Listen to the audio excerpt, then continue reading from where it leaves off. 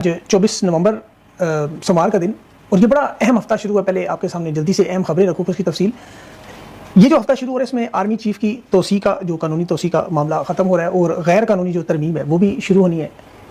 इसके साथ इस हफ्ते में जो तैनाती नून लीग की सादा अक्सरियत पीपल्स पार्टी का पत्ता कैसे कटेगा, मौलाना फजल रहमान को कैसे अज़्व मुअत्तल बनाए, इमरान खान से मुलाकात का मामला, तहरीक इंसाफ की चारों सूबों में जो गिलगित बल्तिस्तान समेत बड़ी तहरीक इस्लामाबाद आने का ऐलान है।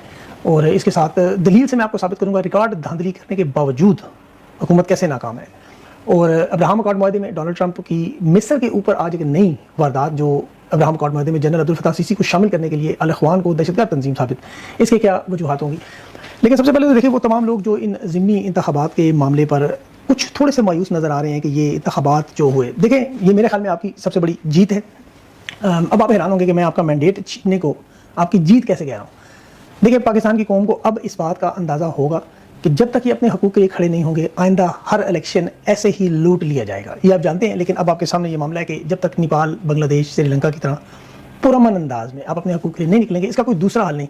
इसकी अगर मैं आपके सामने तफसील